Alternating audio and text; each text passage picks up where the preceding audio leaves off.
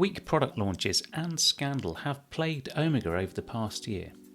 In this episode, I'm going to discuss what I believe to be troubling times at the Swatch Group's crown jewels. Now, Omega just haven't turned up in 2023, other than the usual special editions and a few dial changes.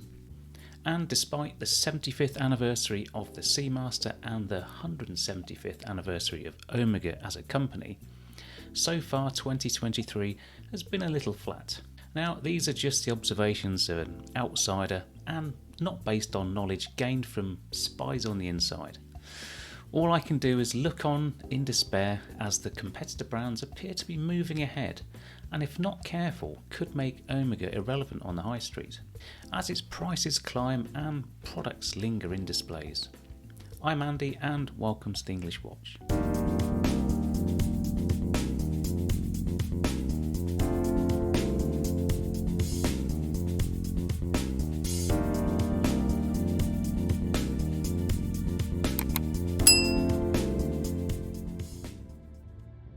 This channel is about me and my watch collecting journey, an amateur enthusiast with an eye for detail, helping like-minded individuals, like you, start your watch collecting journey.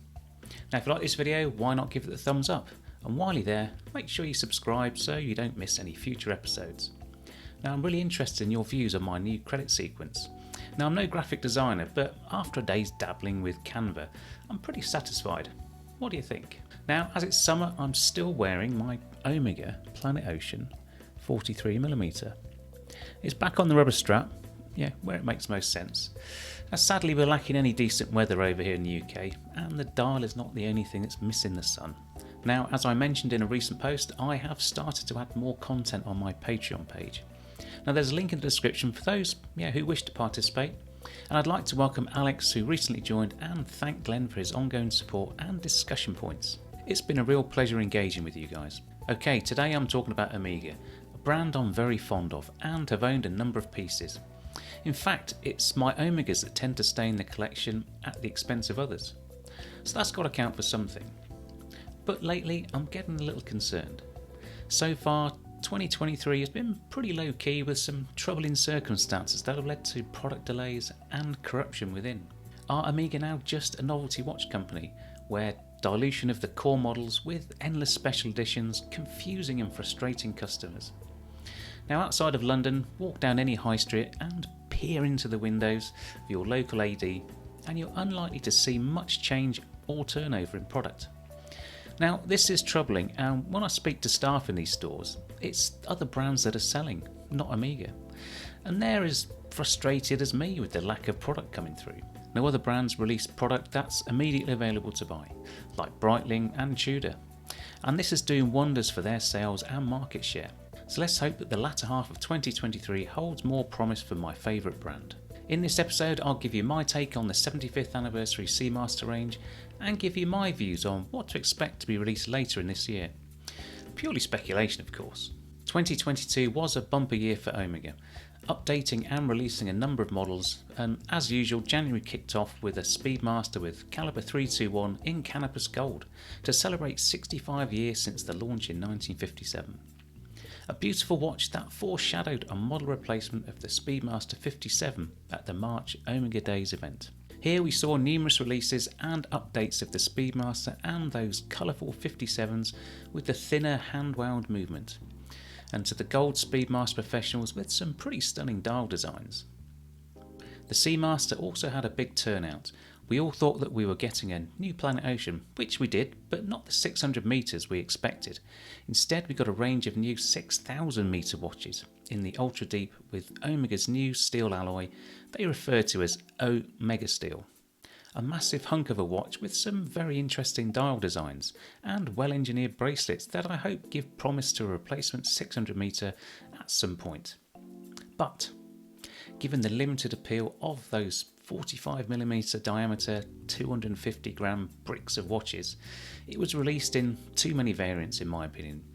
And I think the fact that these were the watches that found their way into the shop windows first and have stuck around sort of says it all. Unlike the speedy 57s that took a long time to reach the high street and only now a year on are available regularly. And then we come to the Aquaterra Shades editions, a range of stunning dials in both ladies and gents sizes, in a highly polished case and a new style bracelet that echoes that of the Mark I Aquaterra. Now, as I mentioned in the previous video, these watches had a difficult birth where there was clearly an issue with the dial around the date window. A quality issue that led to the addition of a frame that delayed the release significantly. Now, you'll still not see these for sale, only for demonstration. Now, is Omega doing a Rolex, or is this just a case of Omega still catching up with demand? Even the coloured dials on the new small constellations aren't readily available, leaving old stock gathering dust in the cabinets. And it's funny, despite the quality of some of these watches released at Omega Days in March 2022, it was a plastic copy of the Seamaster that had hordes of customers queuing around the block with the release of the Moonswatch. Later we got a blink and you'll miss it Mars edition of the X33 with that Mars orange bezel, and to top out the year, the pretty amazing Seamaster Chrono Chime, yours for £457,600. Now in December, an unusual missed opportunity to get another special edition in. Omega made no attempt to commemorate the last man on the moon, Gene Cernan of Apollo 17 in December of 1972, other than a press release. Now, I've seen his actual watch at the Omega Museum in BM, the Seamaster reference ST105.003, the Holy Grail, a watch Omega scanned to recreate the caliber 321 in 2019. So, quite a busy year of releases and reveals, but not a great one for getting the product out to customers. And in the age of social media and instant news, people have very short attention spans and always keen to move on to the next shiny thing where there's an expectation of immediate acquisition and gratification. And in a competitive market, brand loyalty will only count for so much. So here we are in 2023. It's now August, and what have we seen? Well, January kicked off with the Seamaster as usual, in this case a technical demonstration of the new Spirate system that allows Omega to regulate to 0 to +2 seconds per day. Pretty amazing tech in a rather interesting package of the Seamaster Super Racing. Check out my thoughts on this piece in a previous episode. In March we had the Aquaterra Shades collection re-released from that 12 months ago reveal, with posters of Zoe Kravitz and Eddie Redmayne wearing watches you still can't buy, with that revised date window. In May, the Aquaterra received another push with the release of 2 new dial variants of the World Timer, a watch I hated on initially, but have since tried on the titanium version and was quite taken by it. I didn't like the green one though. June was a bit of a mixed month. Before the Seamaster 75th anniversary models broke cover, we had the shocking news about a vintage Seamaster 57 that was auctioned at Phillips and bought by Omega itself for $3.4 million. A watch found not to be genuine and in fact a conspiracy supported by Omega personnel working in their heritage department. Not great PR for Omega or the integrity of many talented men and women working there. And a bit of a reflection of the greed that so often provides rotten behaviour and puts a shadow over the industry that's not helpful. And on the back of this, it's now not even possible to obtain either a certificate of authenticity or an extract from the archives, both services showing as currently unavailable. And that's a shame, as I was looking to get an extract for my 1996 Seamaster, which is currently for sale on Chrono24. So how does Omega celebrate the Seamaster? Well, by celebrating all the Seamasters. And why not? Seamaster is a range of watches and has been for many years, so Omega celebrates its dive and light aquatic use range with summer blue dials, each getting slightly darker the higher the depth rating. A pretty novel and cool idea, and coupled with a commemorative caseback echoing the closed casebacks of old, but with an updated engraving feature Poseidon riding 2 seahorses, replacing the single hippocampus emblem. It's no surprise Omega have released special editions, as that's what they do, and you're unlikely to see these on the high street. But I did spy these in the window of the London boutique on the week of release, although I suspect not widely available to buy, and certainly not on their website. Now, I think this was an interesting and safe release, but I have high hopes of other novelties to commemorate the Seamaster at 75 years and Omega at 175 years in 2023. And that brings us to the latest release, another special edition, one only available from the Paris boutique, so more product you can't actually buy. On July the 26th, the Omega Seamaster Diver 300M Paris 2024 Special Edition was released to mark precisely 1 year to the opening of the 2024 Paris Olympic Games. Now, if you didn't already know, Omega has been the official timekeeper for the Olympics since 1932. Something to be proud of when there's genuine involvement in the development and trackside technology, ensuring timing is accurately recorded. Now for me, this watch is pretty gaudy and not something I'd wear, but that's fine. It's a collector's piece and one for the officials and participants of the event to commemorate their involvement. And I get that, and it joins the list of many previous Olympic and Winter Olympic special editions, some of which are nicer than others. Now looking back, the only Olympic edition I think I would wear is the Seamaster Tokyo 2020 in red or black panda. Now these were pretty cool, and other than the case back, don't overindulge in design flair and motifs as some of them have. But hey, I prefer a more conservative approach to watch design, and I'm sure if I'd been involved in the London 2012 Olympics, I'd be all over the Seamaster edition released to commemorate the 1948 Games in London, and release of the Seamaster in the same year. Now what interests me most about this year's special edition Olympics watch is what's on the back. Just like the America's Cup special from a few years back, Omega have released another Seamaster 300 with a quick release system for the bracelet. Now this is referred to in the literature as the new patented quick change system. Now, as someone who regularly swaps bracelets for straps and has the occasional slip, this is yet another tease of something that appears so simple to introduce, but for whatever reason has yet to materialise on the core collection. And that brings me to today, where I'd like to see Omega moving forward. And for starters, let's see the quick change system start to roll out on all Seamaster and Speedmaster lines. It looks like it's designed into the strap, so should have no effect on the case. Sell watches in both rubber and in bracelet, as IWC do, and offer the accessory, or stand out and include both, like Cartier. Now before I postulate about what we're likely to see next, let's just have a quick study of the Aquaterra. Firstly, get rid of all leather straps.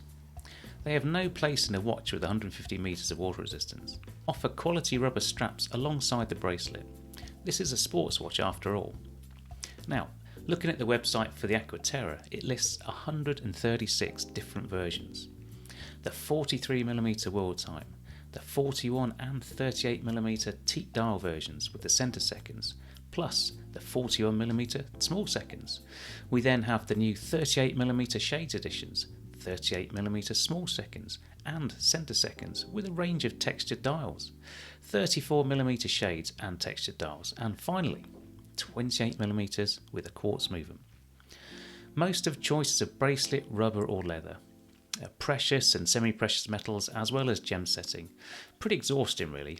Now granted, Rolex have a multitude of varieties of Datejusts in 31, 36 and 41mm, not to mention the Oyster Perpetuals. But what they all have in common is a distinct design. Time and date with the Cyclops eye and centre seconds. Or in the OP's case, no dates. So consolidate the design language. The polished case of the Shades model is at odds with the overall Seamaster design language. Decide what the Aquaterra is and stick with it. With these new models in the lineup, I'd consolidate the 38 and 41mm teak dials into a single size where I'd also add a GMT. Not sure where the sub-seconds fit in, if it's even needed. And for the smaller sizes, make them all polished. Sell it as a dressier piece, alongside the Shades models. Just some random thoughts. So, models we can expect to see soon. Well, given the 175th anniversary of the brand, we likely see something pretty special. Like the Chrono Chime from last year. Maybe a new tourbillon. A real technology showcase that underlines the brand's strive for technical advancement. I'd also like to see a re-edition of the 1948 Seamaster, as we saw in 2018 for the 70th anniversary.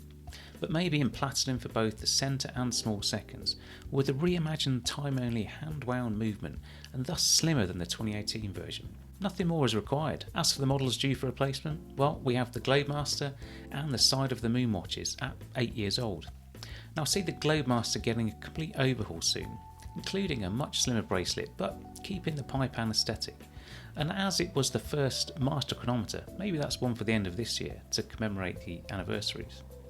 Now I can see the spy rate regulator becoming more available and moving into the other 9,000 movement calibers, like the ceramic Side of the Moon Speedmasters, and maybe as normal we'll get those in January 2024. And finally, the Planet Ocean 600 meter, launched in 2016. I see this move into the Omega style case, the ultra deep style bracelet with a quick change and maybe some of those gradient dials. Now, they don't need to do much more, in my opinion. So my parting advice to Omega is simplify your collections. Have design continuity that doesn't confuse the customer.